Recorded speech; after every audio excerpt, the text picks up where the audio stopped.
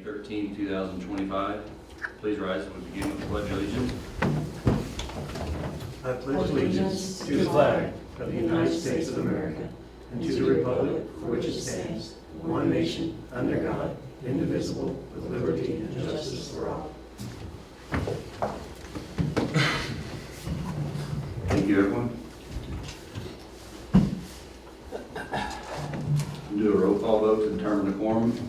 Benita Faith. Here. Bobby Brooks. Here. John Spencer. Here. Jeff Deaton. Here. Let the record reflect Derek Combs also present. We do have a quorum. You provided a copy of the minutes from our April 1st regular meeting. I'll ask for a motion to approve those minutes. I'll make the motion. I'll second. Motion by John and a second by Benita. Any further discussion?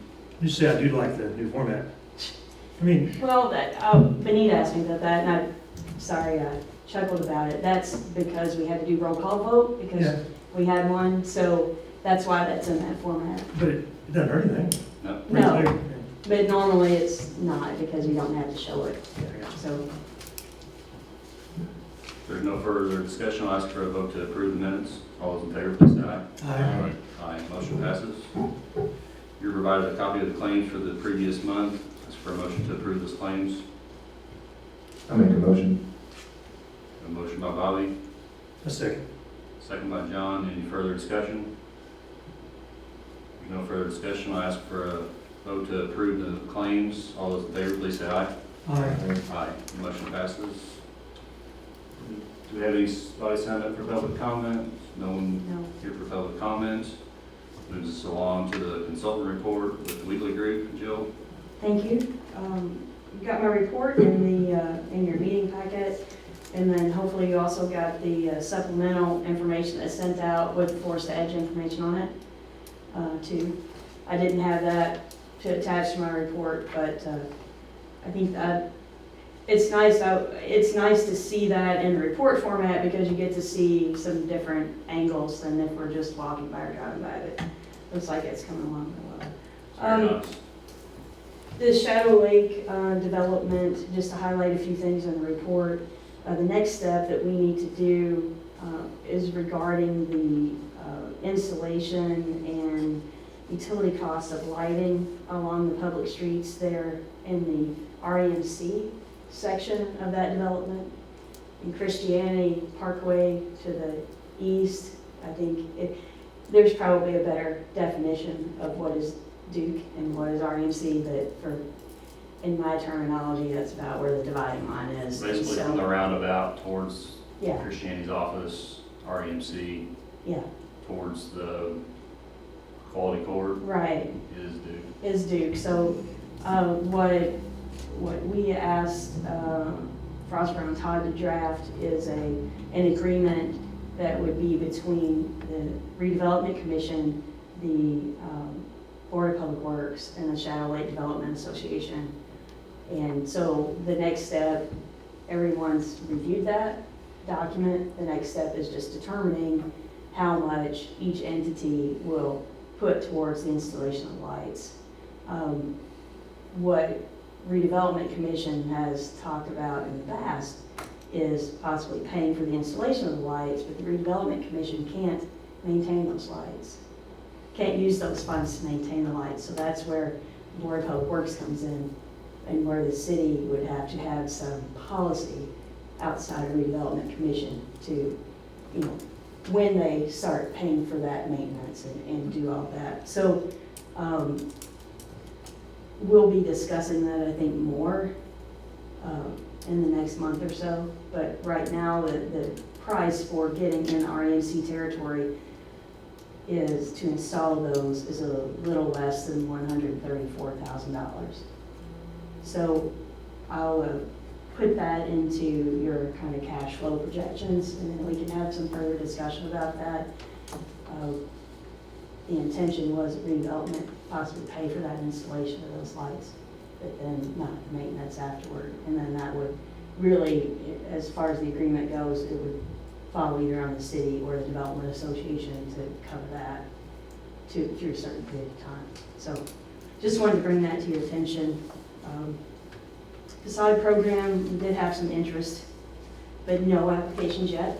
And there was actually, I think, 3, I had 2 in my report, but there were 3 that had inquired about it, so we'll see what happens there. Madison Street improvements, Green Alley improvements, and Harrison Street community crossing improvements. The city received community crossing bids. Part of that, Madison Street, Green Alley, there's separate improvements that need to be made, but all 3 of those streets were within the city's community crossings application. I'm not sure what the cost to us will be. The estimated cost for redevelopment to pick up the matching funds was right around, it was less than $15,000 or something on those, but I'm not sure what the bids were and what the final cost will be. So I'll check into that, but that has, they have received bids for that.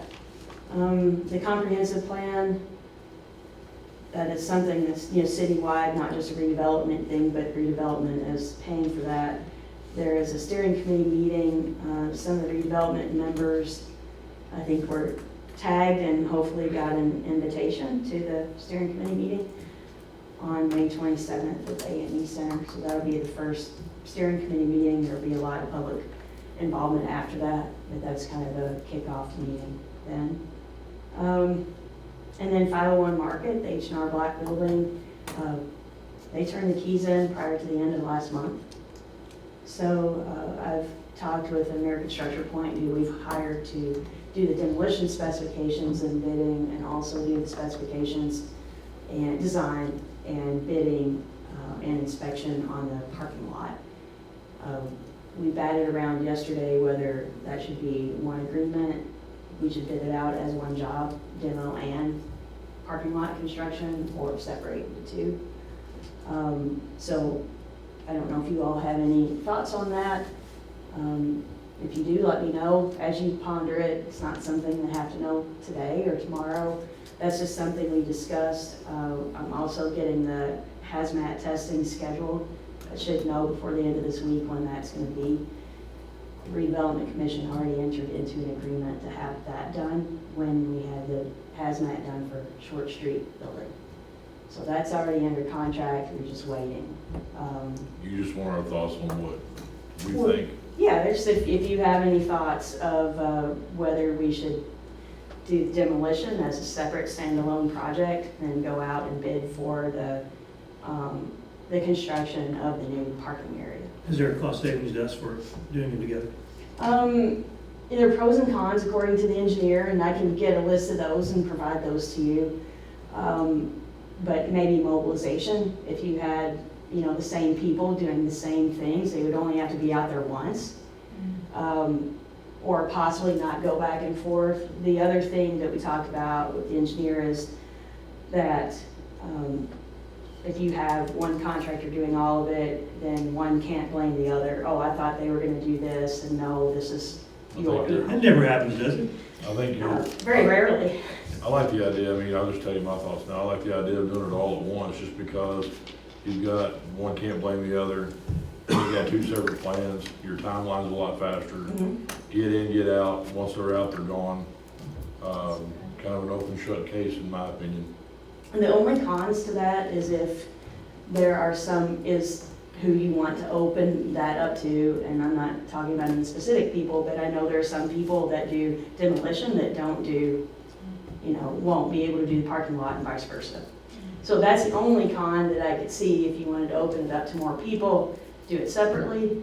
But at the same time, it might cost more money. But in a bid package, they could put, like if they have a sub or something like Mhm. that, so, it kind of opens up the idea of what they have and what they don't. For future work as well.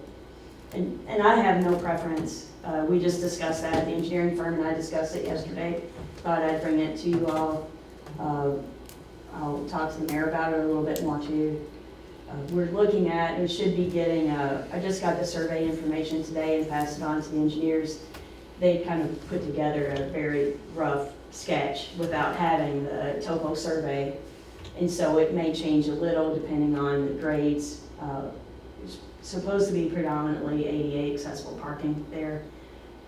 I forget how many stalls, parking stalls there were, but there were 8, what I would call, if you had to pass a test that they were, ADA accessible, they would be. There were 8 of those in there, plus some other parking spaces, but there's not a lot of maneuverability in that, but that's what we had. So when I get that sketch, they were gonna clean it up and send it to me. I'll send it out to you all and you can look at it, but that's kind of.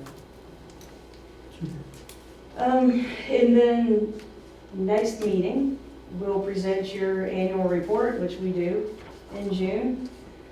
And also a resolution regarding whether there's the ability for the commission to pass through any of the TIF funds to the taxing entities. So we'll have a letter going out to all those taxing units, as well as a resolution for you to consider.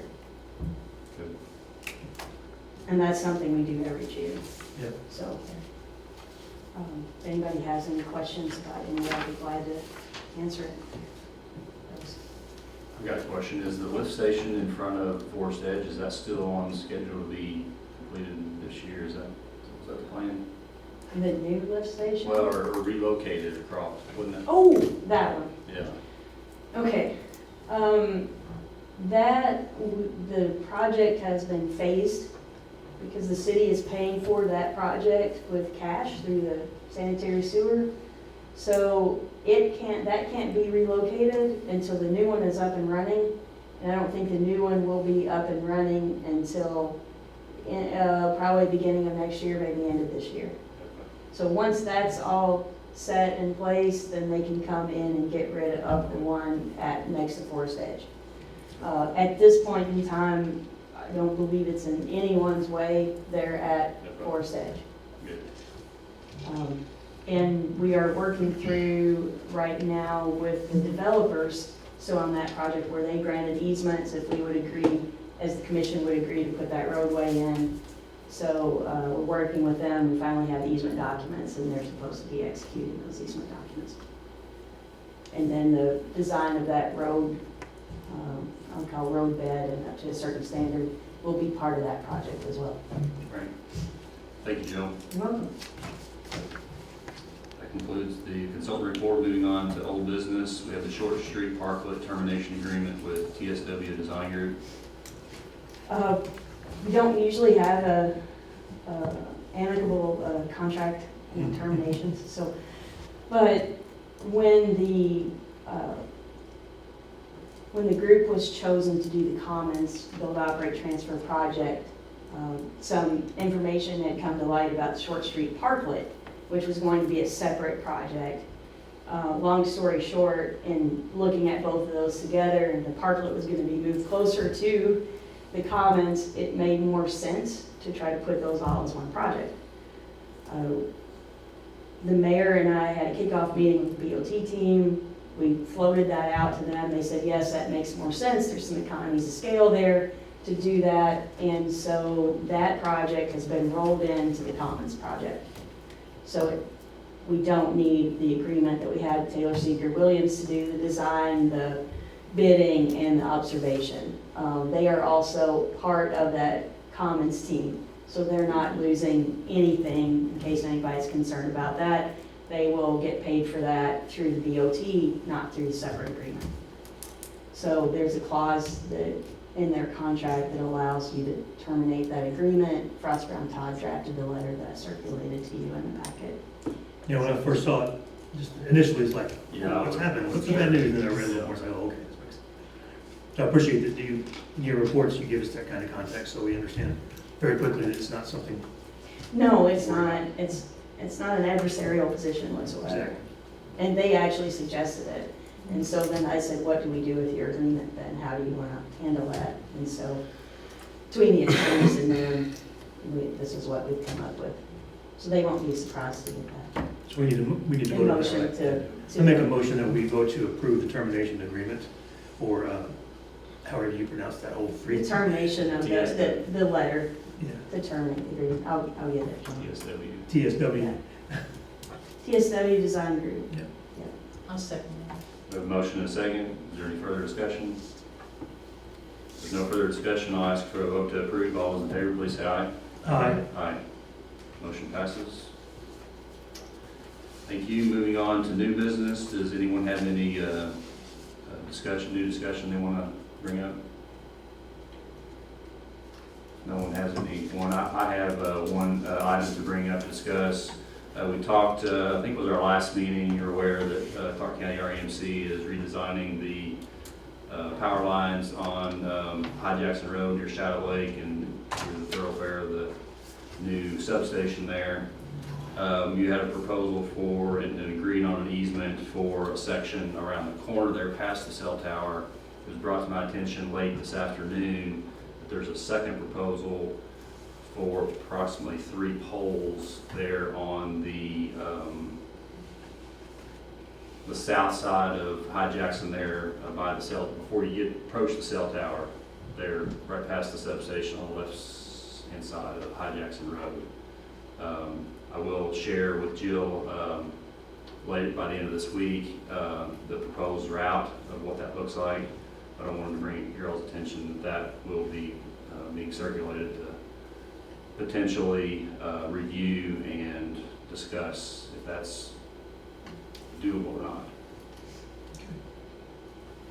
And once I get that layout and circulate it to you, also bring in the attorneys and get them to look at it and see what we need to do. The original easement that the Redevelopment Commission granted a few months ago has been recorded, and so we'll just see what needs to happen with that. But I would anticipate that we'll talk about it for action at your June meeting. Thanks for telling us, Bill. Yep, thank you. If there's no further new discussion, our next meeting is scheduled for June 3rd, 2025 at 6 p.m. And if there's no further discussion, I ask for an adjournment. Make a motion. Motion by Chuck, is there a second? I second. Second by Bobby. All those in favor, please say aye. Aye. Aye. Thank you. If you don't mind, please sign it. Register. Thank you. Thank you. I'll send it down this way. I'll just start it down there, just let you guys pass it around, so you don't have to. Here.